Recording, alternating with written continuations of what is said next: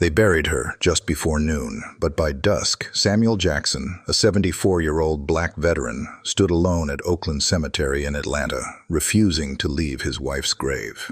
When police lights flashed and a voice accused him of trespassing, he didn't budge. What followed was a clash of grief and misunderstanding, sparked by subtle prejudice, until 6 veterans in dress blues marched through the gates, turning injustice into honor.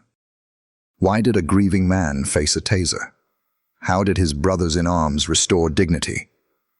Watch to uncover a story of love, loyalty, and redemption. If this moves you, like, share, and subscribe to Black Echoes for more stories that matter. Samuel Jackson hadn't planned to stay so long. The funeral ended hours ago, family slipping away with quiet nods. Yet he stood by Clara's grave, whispering words only a husband of 50 years could know. The late sun cast amber on headstones, the cemetery emptying one careful goodbye at a time. His old suit, worn when he proposed, pinched at the neck, hung loose at the waist.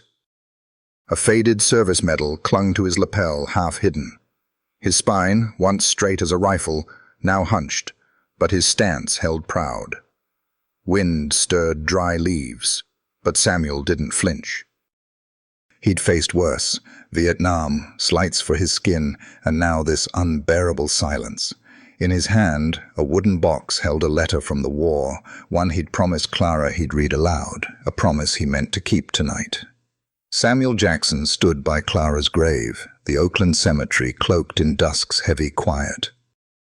The wooden box in his hands, its edges smoothed by years of waiting, held a letter he'd written in Vietnam's jungles, a promise to Clara he'd never fulfilled. He hadn't planned to linger, but the weight of 50 years kept him there, whispering words only they shared. The late sun faded, headstones glowing faintly amber. His old suit, the one he wore when he proposed, pinched at the neck, hung loose at the waist. A service medal, tarnished from time, clung to his lapel, half hidden. His spine, once rigid, now curved, but his stance remained proud. Wind stirred dry leaves, yet Samuel stood firm. He'd faced worse. War's chaos, slurs in the ranks for his skin, and now this unbearable silence. His fingers, rough from work and war, traced the box's lid, hesitating. "Clara," he whispered, "I should have read this to you years ago." In his mind, she was there, young, laughing under Atlanta's oaks, her smile his shield against a world that often turned cold.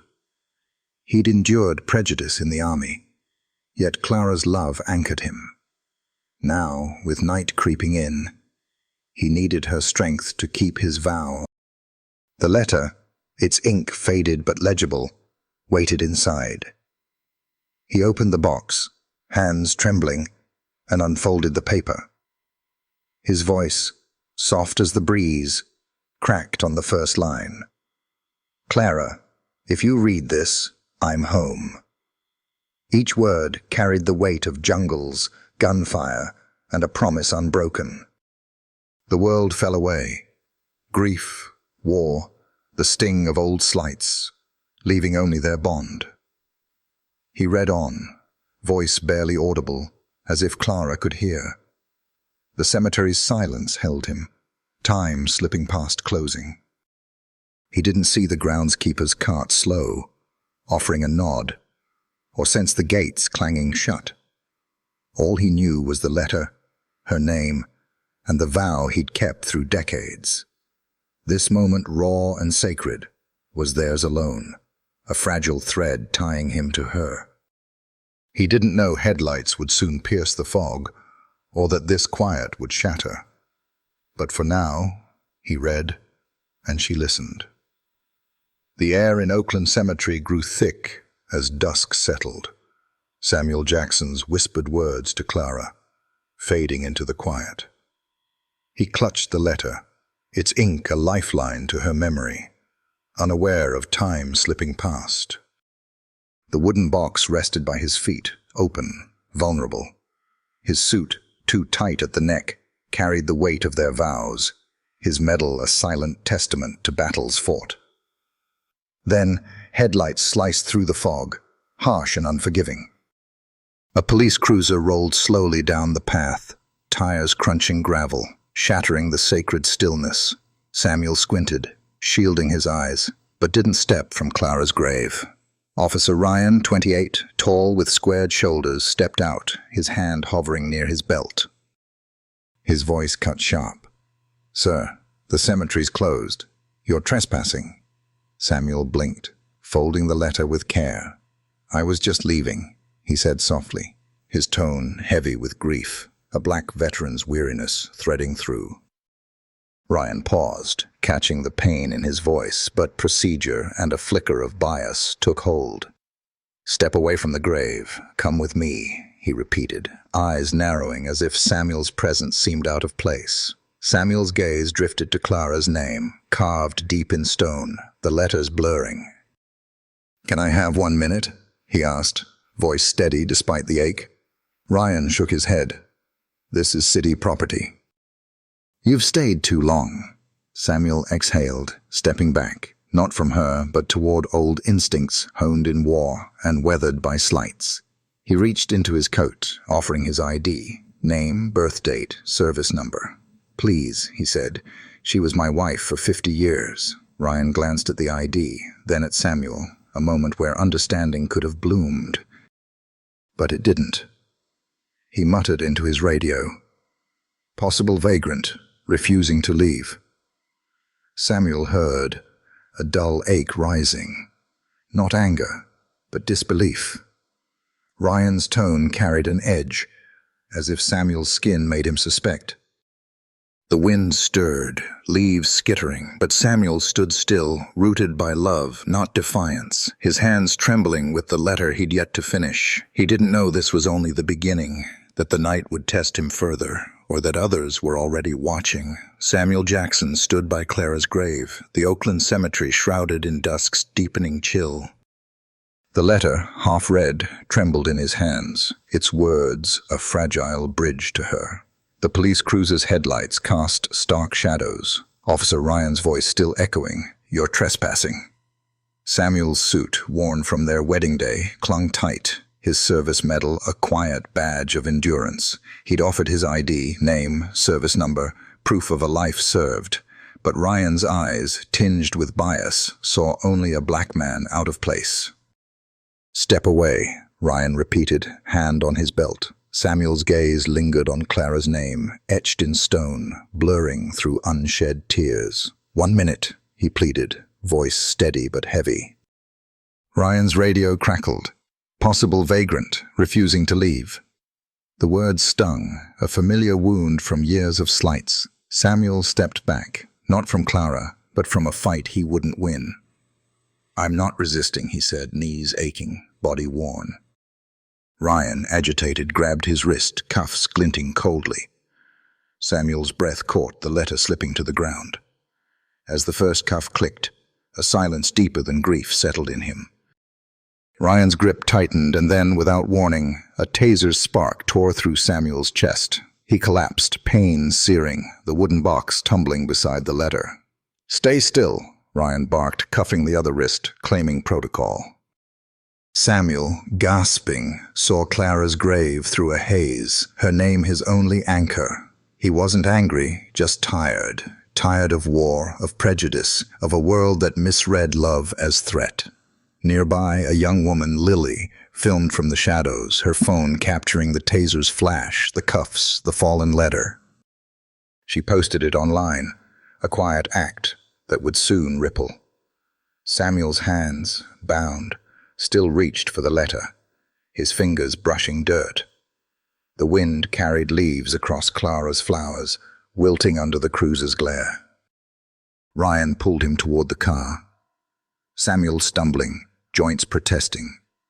The cemetery, once sacred, felt colder now, meaner. He didn't know footsteps were nearing, that brothers in arms were coming, or that this moment of injustice would spark something greater.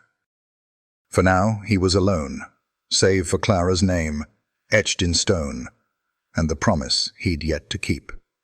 The Oakland cemetery lay heavy under dusk's weight, Samuel Jackson's crumpled form still etched in the minds of those who lingered. His letter, fallen beside Clara's grave, fluttered in the wind, words of love caught in the dirt. Officer Ryan's cruiser idled, its lights casting a cold glow on the cuffed veteran, his suit wrinkled, service medal glinting faintly. The taser's sting lingered in Samuel's chest, his breaths shallow, Clara's name his only tether. Ryan, standing rigid, muttered into his radio, claiming protocol, his voice tinged with unease as if sensing the growing wrongness. The cemetery, once a sanctuary, now felt like a trap, its silence broken by whispers from a gathering crowd. Beyond the gates, a shift began, murmurs, footsteps, the hum of something stirring. Lily, the young woman who'd filmed the tasing, stood among the onlookers, her phone trembling as she uploaded the video. Its caption read, "Veteran tased at wife's grave. Is this justice?" The clip spread, sparking outrage across Atlanta's quiet corners. Neighbors, veterans, and strangers scrolled, their screens lighting up with Samuel's pain, Ryan's taser, the letter on the ground.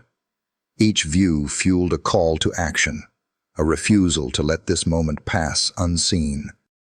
Across town, Nathan Brooks, a 37-year-old veteran, sat in his living room, the VFW Hall's lessons from Samuel echoing in his mind. Samuel had mentored him, shared stories of Vietnam, of enduring prejudice with quiet strength. Nathan's phone buzzed. Lily's message, the video. His jaw tightened, hands curling into fists. He didn't ask questions or wait. He called 5 others, men he'd served with, men Samuel had touched through years of guidance. They donned their dress blues, medals polished, and drove to Oakland, their silence louder than words. The crowd at the gates swelled, old men with canes, women clutching phones, children wide-eyed, drawn by the video's raw truth. Lily's post, now viral, carried a question that hung in the air. How could grief be a crime? The cemetery's lanterns flickered, casting long shadows as the group pressed closer, their murmurs a chorus of disbelief. Nathan's truck pulled up, the veterans stepping out, their boots steady on the gravel. They didn't rush, didn't shout, but their presence shifted the night's weight. Samuel, slumped against the cruiser, didn't see them yet, his eyes fixed on Clara's grave, the letter just out of reach. Ryan glanced up, his grip on Samuel loosening, sensing a change. The wind carried the crowd's whispers, the veteran's purpose, and Lily's video into the dark, a spark waiting to ignite. Samuel's pain, Clara's memory, and a promise unbroken hung in the balance, as something greater, honor perhaps, drew near. The Oakland cemetery stood frozen under the weight of dusk, Samuel Jackson's cuffed hands trembling against the cold metal of Officer Ryan's cruiser. Clara's grave, barely visible in the fading light, held his gaze, the fallen letter a silent plea beside her wilting flowers. Ryan's radio crackled, his voice faltering as the crowd's murmurs grew louder. Lily's video now burning through screens across Atlanta. Samuel's suit, creased and dusty, clung to his frame, the service medal a faint glint of his past. His chest ached from the taser, but his heart clung to Clara's name, etched in stone. Then a sound pierced the tension, footsteps, deliberate, rhythmic, echoing from the gates. Samuel didn't look, but he knew that cadence, the march of soldiers, boots polished, purpose unbroken. 6 figures emerged through the fog, dress blues sharp, medals catching the cemetery's lanterns. Nathan Brooks, 37, led them, his eyes locked on Samuel, the mentor who'd taught him honor at the VFW. Nathan's fists clenched at the sight. Samuel, cuffed, diminished, the letter discarded. The veterans didn't shout or falter. They walked, steady, together, their presence silencing the night. Ryan froze, his hand loosening on Samuel's arm, authority slipping like sand. The crowd parted, phones raised, capturing the moment. Samuel turned, eyes welling for the first time, seeing brothers he hadn't called. Nathan stopped, looking not at the cuffs or cruiser, but into Samuel's face, a nod passing between them. "What's the charge?" Nathan asked, voice calm but heavy as iron. Ryan stammered, "Trespassing, refusing to leave." Nathan's gaze didn't waver. "This man buried his wife today. Did he threaten anyone?" Ryan's silence answered. Nathan pointed to Samuel's wrists, red from cuffs. "He's 74, grieving, and you tased him?" The veteran stood behind, silent, a wall of honor. The crowd's whispers swelled. Veterans, neighbors, children drawn by Lily's video, now witnesses to something greater. Ryan stepped back, his badge no match for the weight of 6 men in blues. Samuel's breath steadied, Clara's grave clearer now. Nathan's voice softened but carried, "He's one of us." The night shifted, injustice bending under the quiet force of loyalty. Samuel didn't speak, but his eyes held gratitude, a spark of hope reigniting. The letter, still in the dirt, waited, as did Clara's memory, for a promise to be kept. The Oakland cemetery held its breath, the weight of Samuel Jackson's cuffed hands and fallen letter hanging in the air. Clara's grave stood silent, her wilting flowers a quiet testament to love unbroken. Officer Ryan's cruiser idled, its lights dimming under the growing presence of 6 veterans in dress blues, their medals glinting like stars. Nathan Brooks, standing tall, had pierced Ryan's resolve with a single question, leaving him speechless.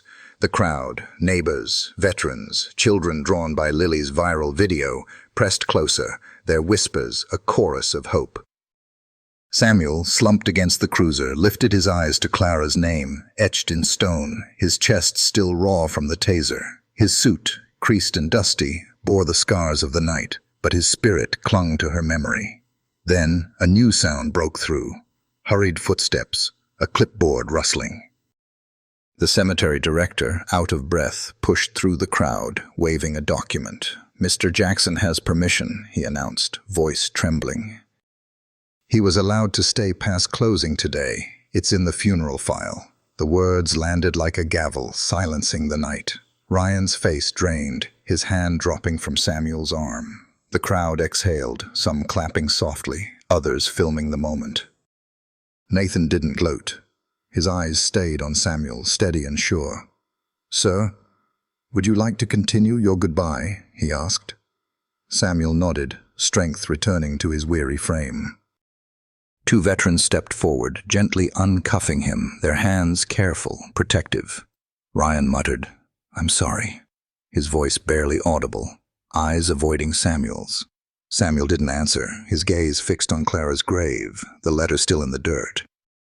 "I just wanted to read to her," he said, voice soft but firm, a black veteran's resilience shining through years of slights.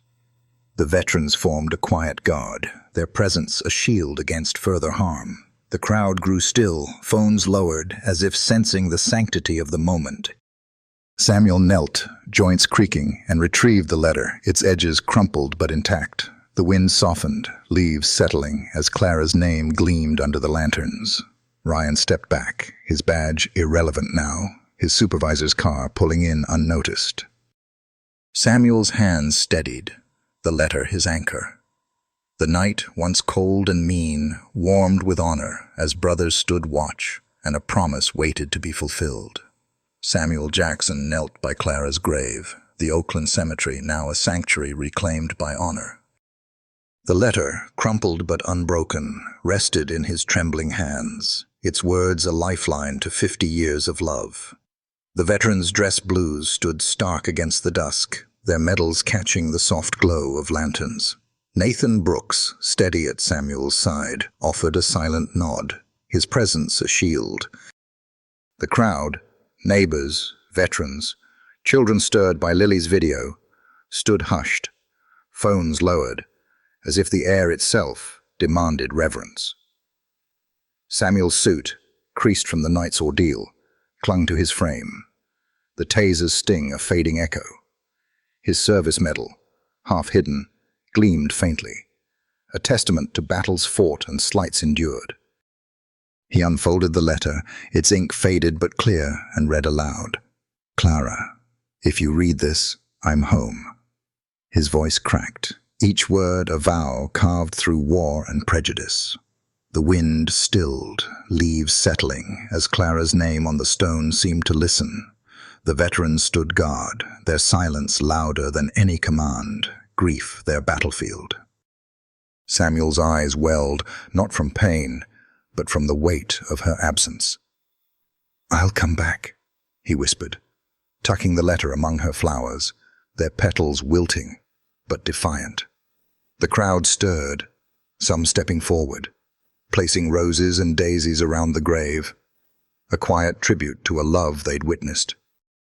A child, wide-eyed, slipped a daisy into the pile, her small hand brushing Samuel's. He smiled, faint but real, a black veteran's resilience shining through. Officer Ryan lingered at the edges, his badge dimmed, his supervisor's questions unheard. The cemetery, once cold with injustice, warmed under the weight of brotherhood. Nathan's hand rested on Samuel's shoulder, no words needed. The lanterns flickered, casting long shadows as Clara's grave became more than stone, a landmark of loyalty. Samuel rose, joints creaking, the letter's promise kept. The veterans didn't move, their watch unbroken, as if guarding not just Samuel but the sacredness of grief itself. The crowd dispersed slowly, some whispering, others filming softly, carrying the moment beyond the gates. Samuel's breath steadied, Clara's memory clearer now, her laughter echoing in his heart. He didn't know the world was already watching, that Lily's video had sparked a fire, or that this night would redefine honor for those who heard it. Samuel Jackson returned to Oakland Cemetery 3 weeks later, the air colder now, leaves thinner under a graying sky. Clara's grave stood steadfast, its stone polished by unseen hands, fresh roses left by strangers, or perhaps the veterans. His suit, freshly pressed, bore faint creases from that night, the service medal still pinned, a quiet nod to his past. In his hands, 6 letters, one for each veteran who'd stood with him, their words carefully written, as Clara had taught him. "I thought I'd lost my brothers," he wrote, "until you walked through those gates." Each line carried gratitude, not for medals but for footsteps that lifted him when the world pushed him down. He sat by her grave, joints creaking, and whispered, "Clara, they came for me." Tears fell, not grief, but grace. Lily's video had exploded, its images, Samuel cuffed, the taser's flash, the veterans' march, fueling debates on prejudice and protocol. Some defended Ryan, citing rules. Others saw bias in his haste. The truth, Samuel's permission to stay, quieted the noise. He cared little for headlines, only that honor had prevailed. Beyond the cemetery, change stirred. Children, moved by that night, now volunteered to tend graves, their laughter echoing where silence once ruled. Samuel smiled, seeing Clara in their care. Letters poured in from veterans, widows, strangers, each a story of loss or love, kept in a box by Clara's old Bible. He read them to her, voice steady, her grave a landmark of resilience. The veterans visited again, no cameras, just coffee and a folded flag, their silence a bond. Nathan's hand on his shoulder said enough.